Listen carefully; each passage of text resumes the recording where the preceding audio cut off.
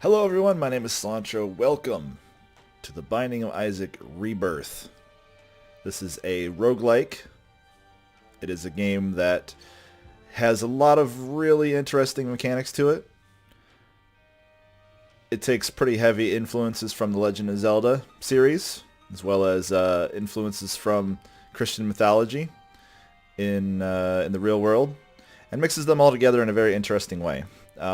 Some people have classified this more as a roguelike-like, or a roguelite, as it were, meaning that it doesn't quite have the same length and punishing nature of a lot of other roguelikes. If you've never played a roguelike before, it's basically a game that is almost entirely randomly generated, usually in some sort of dungeon form. It was usually extraordinarily difficult, and to even get a single chance to win would require some pretty heavy luck and, of course, a lot of skill. The roguelites, or roguelike-likes, whichever way you want to say them. Not a roguelike-like, not like a dude who's just going to go around eating your shield, but a roguelite. Have toned the scale down a little bit. The average run of Isaac will take anywhere from a half hour to maybe an hour and a half if you're successful. I'm hoping to get any runs done relatively quickly, so I don't want these videos to get too long. And are very much beatable by a competent player on an average playthrough. But they're still quite enjoyable and still very challenging. It's just that those are all compressed from the 10, 20, 30 hours you may have to invest into a normal roguelike attempt to half an hour to an hour and a half at most. There are a number of different characters in this game. I'm playing on a fresh new save. If you've seen my live stream, you know that I've played this quite a bit already, and I wanted to start a YouTube series where I just do one of these every once in a while whenever I feel like playing some Isaac. So, brand new save. We're going to play as Isaac. We are going to play on normal, just to keep it fun and casual for now. I'll do some runs on hard at a later date, but here we go. Our horrible mother locks us in the basement, and Isaac is so sad. Controls are shown right here on the first screen. If you have a controller, you can use that. Otherwise, you can use your keyboard, which is what I prefer. WASD to move, and the arrow keys to shoot. You can also drop bombs if you own them, and use items if you get them. So let's go ahead and head out. Your task is to cry on everything. Isaac's only weapon is his tears. Poor guy. This gold-shaped room here is an item room, and this item is the PhD. Better pills. Pills are a... Whoa! Hello. Pills are a randomly generated item each time. The graphics will be the same as previous runs, but the effects will be different. So this one has become identified for me because I have the PhD, and it is a luck increaser, so I'll go ahead and do that. I'm going to fight this. This is a mini-boss called Pride, who I know from experience does both of those things. Drops bombs and shoots big old laser beams out of the corner of his head. Looks like he dropped me the Anarchist Cookbook. This is a repeatedly usable item with a 3-room charge that allows me to drop a bunch of bombs all over the place. Very good for causing a lot of havoc.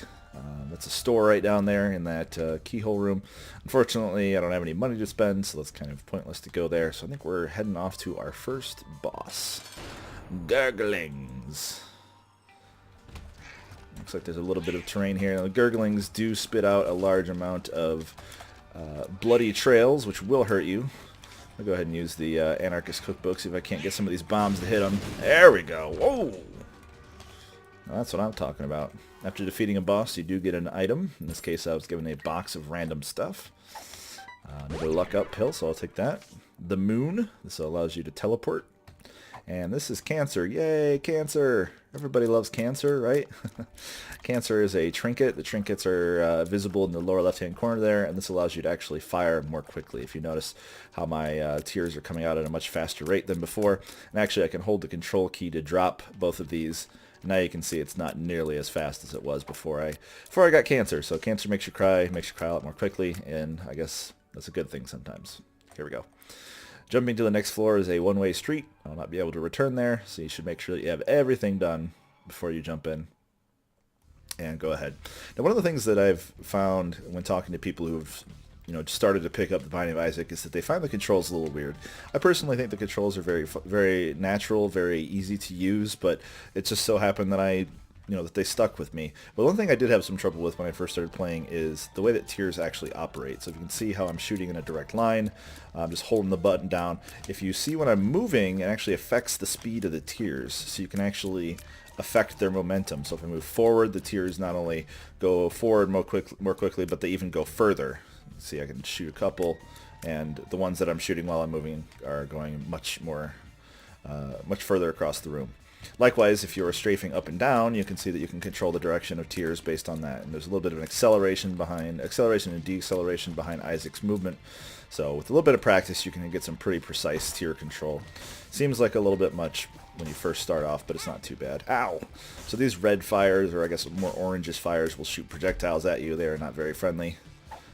Damn, another luck up pill. We are getting very lucky. So the 48-hour energy pill here will refresh my item, giving me another opportunity to use some bombs. I put out the fires here because they actually have a chance to drop you an item. And this is a room with some spikes on it. You can head through here. It will hurt you, but you can go in and sometimes you can get some really nice items. Now these blue flames can only be extinguished with a bomb. So if I do that, I can bomb in here and get even more pills. Wow. I'll take a range up. And let's see, a full health pill would be pretty nice to have, but let's use the moon first. See if we can't get anything good out of it. Okay, so I'm gonna have to take another hit, of course, to get in there, but that's okay because I have a full health pill waiting for me in there if I need it. Just gonna kill these little guys. Oh, look at them, they're so sad, so very sad. There we go. Let's head back up this way. Crazy little wormy dudes. Ah! Didn't move in time. So there we go. We've now obtained a soul heart. This is a sort of shield heart, if you will. It protects you from losing health from your main health pool. So it acts as a buffer above and beyond whatever else you get. And there's another soul heart for me, so ended up working out in the end. This is a special room where you can run over to these spikes and it'll actually have a chance to spawn a chest. So if you happen to be lucky enough to have an excess of health pickups, there's an option for you. Whoa! This is one very large room. Got a double wide. Uh-oh, got myself in the corner. Whew. Massive jukes. Massive jukes. Whew. Cut it a little close there, Sil. What are you doing? There we go. Okay. We made it out alive. You can identify these soul rocks, by the way, by the slightly darker tint. They're a little more grayish, and they have an X on them. Let's go into our item room, and wow, this is a pretty crazy item to get. This is the wafer. The wafer gives you damage resistance. Later in the game, there are monsters and attacks that will do a full heart of damage to you. With the wafer, that will not happen. In addition, if you want to play this exact playthrough that I have, you can observe the seed right here. I will link this in the description, of course. DVVF 9J4C. If you type that in on the character select screen, it'll actually give you this exact dungeon generation. Now, if you have different items unlocked than I do, you may get slightly different item pickups. I believe the way it works is when the game generates an item, if it's not unlocked, it just generates another item until it gets to one that is unlocked, that is available. Since a lot of the more higher powered and more versatile items do have to be unlocked in this game. So you may have slightly different results, but if you enjoy the layout of the seed or otherwise just want to play along at home, this is what you should be doing. So likewise, I am crying on these lovely coils of fecal matter. In order to see if they have any pickups within them, they will also have a chance of dropping, dropping various items. So this is Monstro. This was one of the first bosses that I ever fought in the Binding of Isaac back when the original game was out, and he was really tough for me back then. I looked at that big spew of red, whatever you want to call it, blood, I guess, I don't know. And I said, whoa, how are you supposed to be able to dodge that? But once you learn the fight a little bit, it's not too bad. He kind of telegraphs a good chunk of his attacks, and if you stay close to him, he's a pretty big body, so it's pretty easy to lay in a bunch of tears on him. Whoop, you still get hit every once in a while, but... And there we go. Monstro down. Ooh, Monstro's Tooth. So we have unlocked a new item. I have the pentagram here, which is a damage increaser, and then this lovely little door is open up. This is a devil room. You can go in here and have a chance to make a deal with the devil. He offers you power at the exchange of health. So this is an item called Gimpy. I think I'm going to go ahead and take it.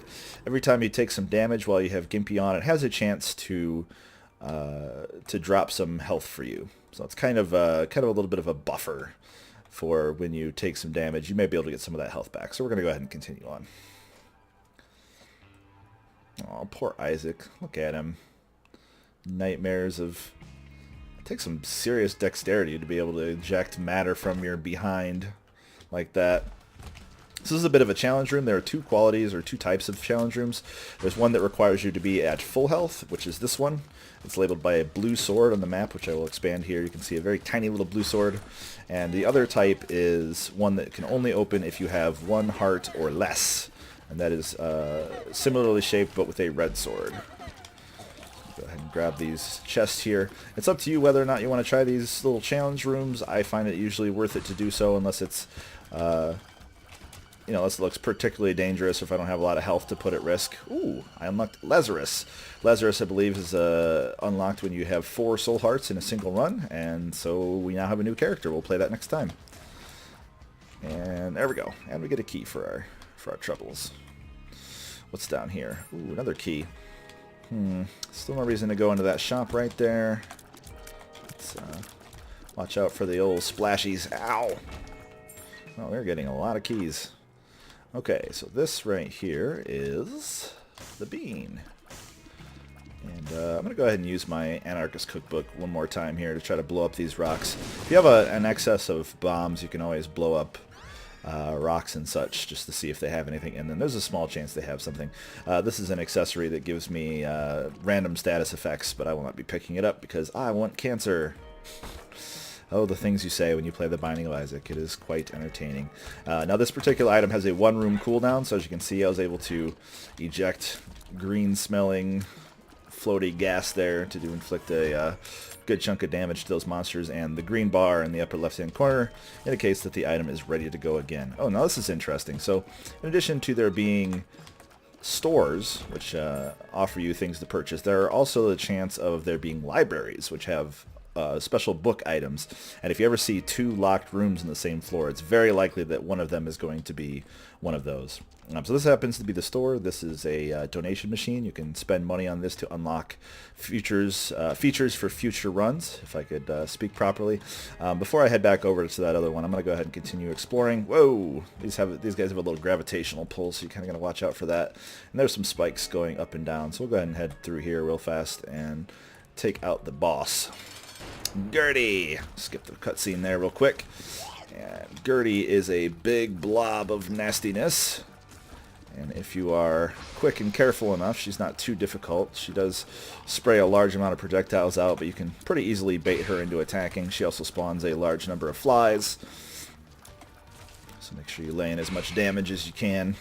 There are a number of bosses that do have a lot of extra monsters that they'll spawn, and the general advice I can give you if you're playing this game yourself is to always try to fight the boss as much as you can and ignore the ads. Obviously, if they're getting close to you and are going to inflict some damage to you, that's fine, but one of the behavioral things, I know there Gimpy just gave me a soul heart, but one of the behavioral things that you'll run into in this game is that some of the bosses that do spawn the extra ads, the extra monsters, they have a preset limit that they'll be shooting for.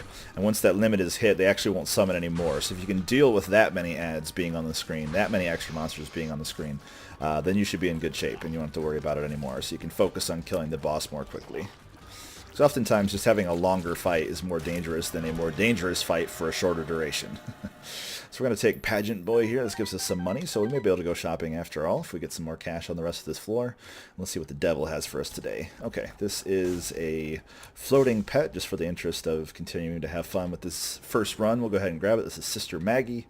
She provides some damage support, and I think she actually gives you a chance to get some extra hearts or something, maybe.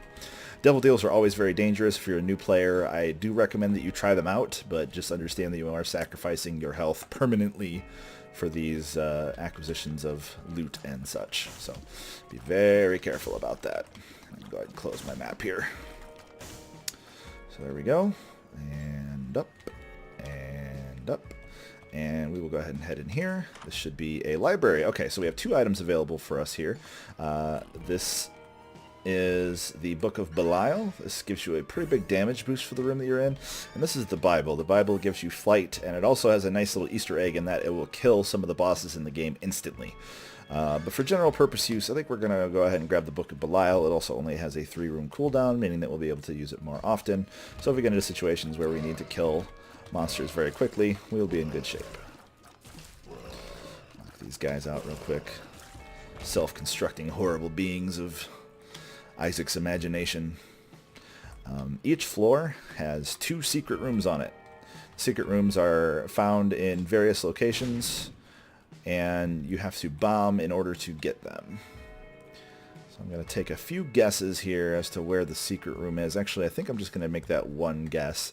The normal secret room is sort of tucked in between a few other rooms normally, and the extra super secret room, as it's called, is usually only bordering a single room, so it's off in some odd corner or odd edge of the map that has no other neighbors.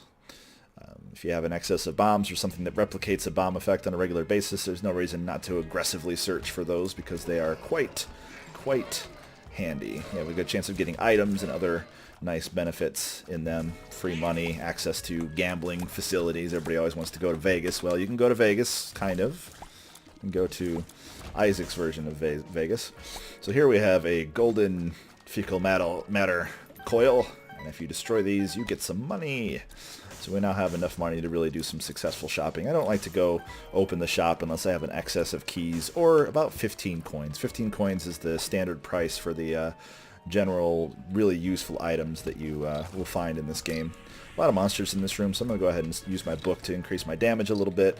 As you can see, Sister Maggie is right by my side, doing a large amount of damage.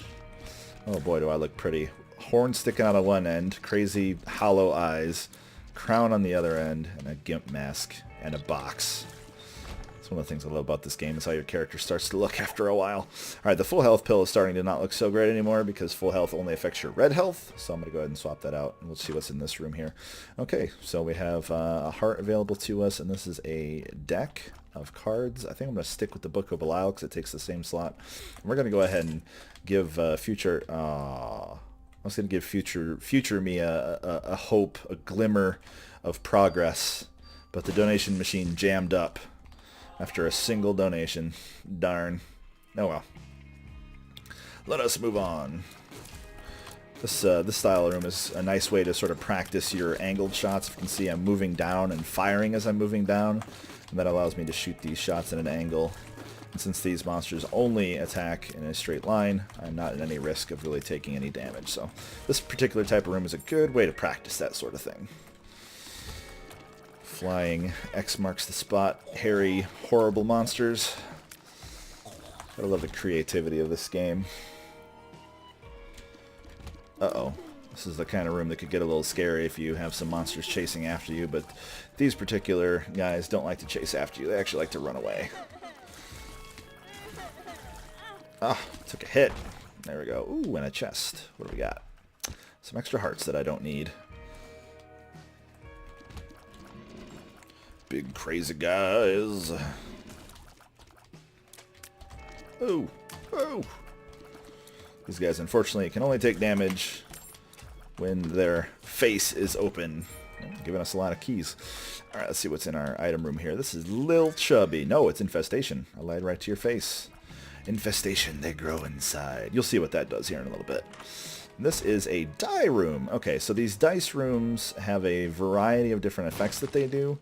I know for a fact that the first one is not really that great to get. I believe that the one-sided die, and you trigger these by walking right into the middle, will actually re-roll a lot of your items, I believe. Somebody will probably end up correcting me in the comments if I didn't get it right. But generally not a good idea. Ooh, okay, this is Envy. This guy is a little bit of a pain. He's kind of like I like to call him an asteroids boss for anybody. Is anybody else 80s kid? I'm old. This is essentially a sort of copy pastorino of Good old asteroids. There are a number of bosses that are like this, that sort of bounce around the room on diagonals. Not too bad. Didn't drop us anything, only just a troll bomb that's going to blow up on us. So I'm going to take our lovely boxed-in self with our beautiful crown. Whoa! This is a lot of dookie. This is a large amount of dookie. Oh, speaking of dookie, we have the explosive diarrhea pill. When you use this pill, it just drops a bunch of bombs behind you, which I don't think I'll go ahead and do, so I'm just going to... Explosive diarrhea all over the place. And there we go. Clear out the rest of the room. I'm going to get High Priestess. Take a hit. Ooh. Okay, these are evil hearts. I think they're called evil hearts. I'm not exactly sure what their name is supposed to be, but they're basically evil hearts. They work just like the soul hearts do. They act as a sort of shield or buffer for your red hearts. But the difference is when a evil heart is completely consumed, meaning by taking enough damage to drop it off of your health bar, then an instant burst of damage is dealt to everything in the room. So if you happen to have a few of those lined up and you do take a little bit of damage, it can help kill a lot of the monsters that are nearby. When you're doing your first couple runs, especially on Isaac, it's very important to take your time. I'm, of course, trying to be a little speedy with this since this is, you know, a YouTube video and I do not want it to be too long. But when you're playing, just relax, take your time. You know, pay a lot of attention, especially, and let's say a matchstick, it gives you more bombs on occasion. But really take your time, because a lot of the parts about this game that you have to pick up just really require a lot of focus. So like when you go into a new room, focus yourself and take a brief moment to really look at the room and try to find your escape, try to find your attack plan. You'll find yourself focusing a little bit more when you get into a room and then relaxing as you beat it. So this is Chubb. He's a scary guy. This guy is very much inspired by Dodongo from the original Legend of Zelda, and I'm sure a few of the other games in the series. He will charge at you with his mouth open, and you can feed him a bomb, which does a large amount of damage. I tend to end up never using a lot of my bombs. I like to just keep them around for emergencies, and then I never end up using them. So, just to make that fight a little quicker, we'll go ahead and spend a bomb on him. And there we go. Lil Chubby. So there's Lil Chubby. See, I had my thought I got before, but I guess I didn't. Growth hormones, so we have that available for speed and damage. And another devil deal. This is a very interesting one. That is a dead cat. The dead cat, unfortunately, is dead. But when you grab it, it resets your red health to 1, but it gives you 9 lives. And that's a third devil deal, so we actually unlocked Azazel. Even though it cost me a heart, it sets your hearts to 1, so I actually gained a heart back. So really, there was no loss there at all. And now I have 9 lives. Sure, were I to expend all of my health due to taking too much damage, I will be able to respawn with just a single heart. Makes the game a little tougher, but at least you can keep playing on the same run in case you're really enjoying it, of course. So, given a box of poop, apparently, for my birthday, I would imagine. Those little skull guys are completely invincible. They only die after everything else in the room has been cleared out. There we go. What do we got? Some chests. Okay. Blue spiders. Blue spiders are your friends. Some pills, which we already have the PhD, so those are good. Telepills, huh? Explosive diarrhea. You can use the telepills to get out of here. This is a special type of chest that you must bomb to open up. And there we go. Got that. So just to avoid taking a little bit of damage, I'm going to use the telepills and teleport. It does take you to a random location on the floor, but no big deal. Let's see if our little attack spiders will do their job. Unfortunately, when the attack spiders go out there, they do give it their all, and so they're not reusable spiders. They're not reusable. Here's another one of those asteroids bosses, as I mentioned. Yo, dog, I heard you like playing games, so I put a game in your game, so you can game while you game. Boo! Scary, horrible mouth lizard dude. There we go. Give me a key. Got a lot of keys, which is good. Keys are very important. This is typical video game logic that, you use a key and then it just breaks immediately. Could you imagine if it worked that way in real life? Like, nobody would ever lock their doors. Ugh, I don't even want to think about that. Giving me nightmares. Okay, this is a pretty fun looking room. Let's see what we got here. Some spikes that are going up and down, and we did get a bomb, so if we didn't have a bomb, we'd still be able to do this. So let's run in, place a bomb, and run out. There we go. And now let's run in and wait. And run past. So there we go. Not too bad. These lovely ladies and gentlemen here are floating horrible heads that you have to hit from behind. You can shoot them in the face all you want and it won't do anything. However, you can also hit them in the side by strafing next to them. So you can see here I can sort of slide myself to the side and that counts as attacking from behind. Makes it a lot easier to clear these guys out rather than trying to move around, especially if you don't have a lot of speed. If your character's kind of slow, it's going to be kind of hard for you to actually get behind them. So having the ability to just do that makes it a lot easier. So we're going to go ahead and head into our item room here, and this is a pretty fun one. This is number 1. I'll let you figure out what number 1 means. As you can see, unfortunately, the distance of our tiers has gone down a little bit, but we have a significantly higher rate of fire in compensation of that fact. And as I do tend to get a little close to most guys anyway when I'm attacking them, most of the monsters, it does make it pretty nice. I do get a pretty sizable damage increase just because of the amount of tiers that I'm shooting. These guys can be a little scary until you know how to deal with them. These are actually kind of one of those monsters that even though they're chasing after you, you kind of want to stay close. Makes it a little easier because you have to focus a lot of damage on them. Otherwise they will rebuild themselves. So, ooh. Okay, got a lot of rocks we can blow up. Let's go ahead and try that. See if I can get this in one bomb. No, not quite. I don't think I'm going to bother getting those other coins. Oh, thanks. Yeah, that's great, game. That's exactly what I wanted. One key in a chest that I had to use a key to get open. Thank you for making this a very fun and exciting game. There we are. Another pill. And we have a lot of luck. Quite literally a lot of luck.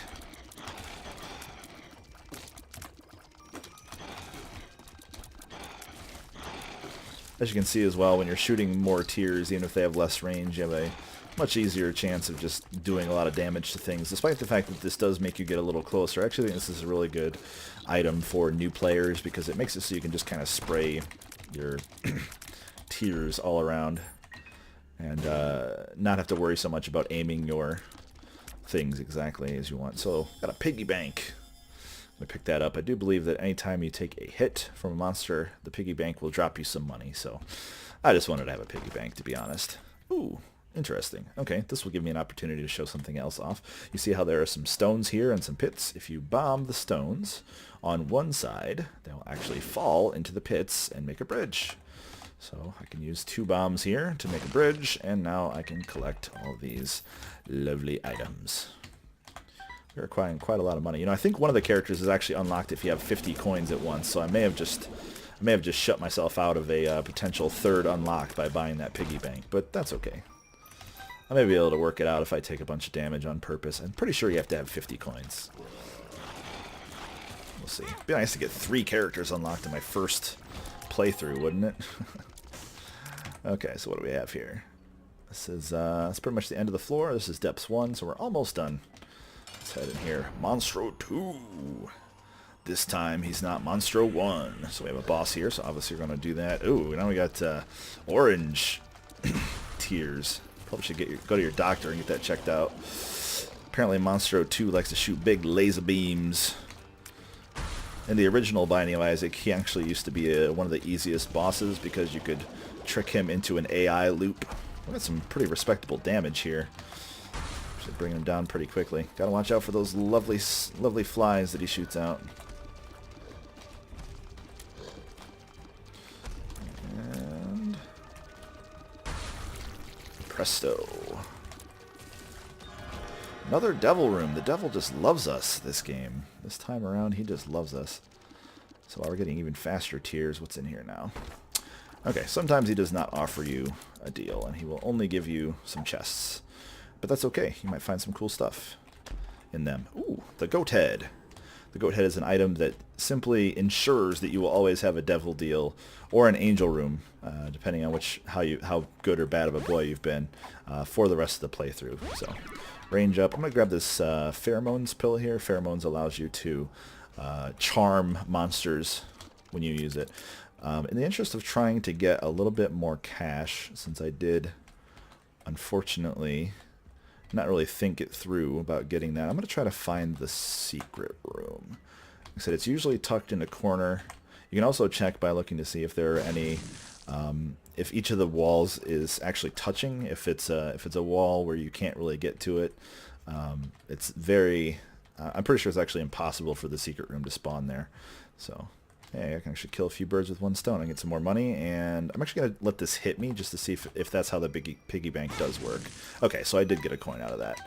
So, putting myself at a little bit of risk, but like I said, I wanted to get some extra cash. So, like right here, you see how there's no way you could get to the secret room because they actually appear in the very middle. There's no way the secret room could be there because you actually can't get to there from either side. Fairly certain about that. If I'm wrong, if you have experience to say to show the opposite, then please let me know. Likewise, this area over here cannot be the secret room as well. What about up here? That one maybe. Yeah, maybe we'll see it up here. Really like to get some extra cash, please. There we go. I got some keys. That's okay. Very often the secret room will just have a lot of money in it. I don't know what Isaac's been saving for, but whatever he's been saving for, stashing money in the walls, probably up to no good. I'm going to go ahead and grab this extra cash. I'd really like to try to get this character unlocked if it is the case. I'm sure I'll take a few hits in the next floor anyway, which will hopefully get me up to the 50 coins I'll need.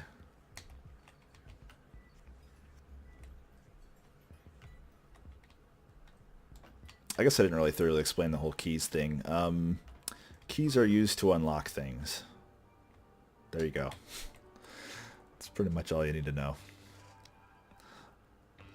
That skull sure doesn't look friendly. I wonder what that means. Pretty sure a skull in a box is like the universal sign for a boss fight. Ooh, we got another cat item. There is a secret character mod that you can unlock if you get 3 what are called guppy items. Guppy is a cat that formerly belonged to Edmund McMillan, the designer of this game. Unfortunately, I believe Guppy the cat has passed away, but as an homage to his loving pet, Guppy's items are in the game. I think there's about 6 of them, and if you manage to get 3 of them in a single run, you will actually get transformed into Guppy. You learn how to fly, because, you know, cats fly, and every time you shoot your tears and hit something, it will spawn a friendly blue fly to do a large amount of damage to enemies. So quite powerful. I'm trying not to grab it right now because when you grab something it kind of makes it so you can't fire for a little bit, which is a little awkward. So now that the monster is dead, we'll go ahead and grab this. And just for fun, I will use this. You don't have to keep the cat items. As long as you've touched them, you will still count in that aspect. But I think these little blue flies are kind of fun. So at least, yeah, I tell you what, I like the Book of Belial for the damage, but I'll at least get a couple flies to come with me. My little fly buddies. Ooh, we got a gambling machine here. Well, no bombs, unfortunately. No rock barricades keeping me out. Rockman's trying to keep me down. Hey, there's a bomb. We may head back there and try that out. Oh, well, that was a pretty easy room. There we go. Man, 3 characters unlocked in the first run. That's crazy. Ah, wow, that's crazy. Guess what this is? It's another cat item. We are now Guppy. We've unlocked Guppy's hairball and a challenge. So now, you can't really tell, but I'm actually flying, and every time I hit something, I'll be spawning flies. So Guppy's paw here is a very neat item. It actually consumes your hearts, your red hearts, to give you 3 gray hearts, which is quite nice. I don't actually have any real life right now, which is a little weird, but it's one of those things that's it's one of those mechanics that you wouldn't expect to actually be part of the game. You'd think, oh man, I have no actual life. I only have these pseudo armor hearts, but no, you're fine.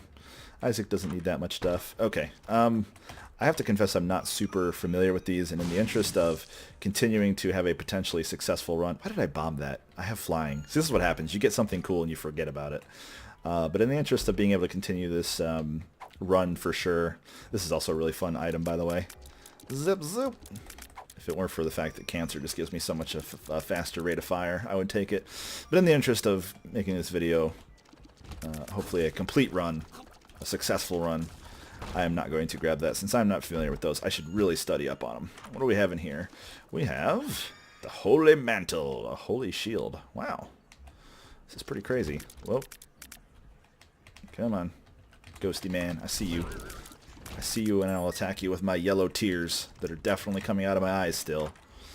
Another store. Hey, no items for me. Who does have a pill? What's the pill? 48-hour energy. Not exactly that good. But we're supporting our local economy. This is very frustrating to have 60 coins left and I can't even use them. Can't even use them.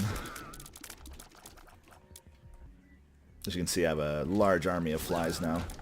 These flies will be attacking anybody who dare cross my path. And there we go. Moving on. I love these large rooms. Oh, this is kind of a cute one. I see what they did there. Thankfully, I can just fly right out into the abyss. Okay. A few more rooms I'm going to check out. That's actually the last boss for this run until you unlock more things. That is the last encounter you will see. I won't directly spoil everything. And let's see what's in here. Another book. This is the Book of Shadows. Makes you invincible temporarily. Kind of cool, huh? I think we'll take it with us. We don't really need Guppy's Paw anymore.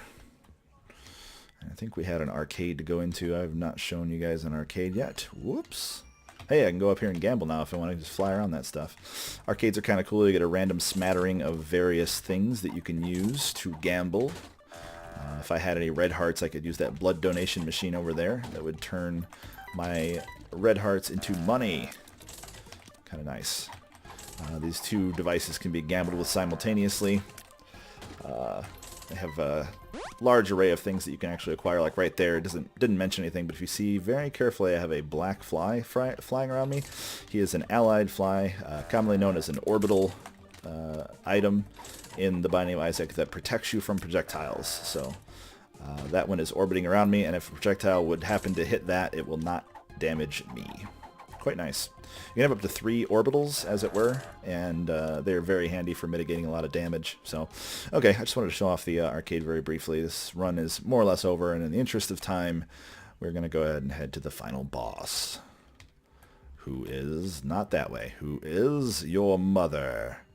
The story behind this game is that Isaac, for whatever reason, was told, or was secreted away to a horrible place by his mother, who was threatening to kill him. So he actually ran down into the dungeon, down into the basement, and locked himself in to avoid his mother. But Mama has caught up.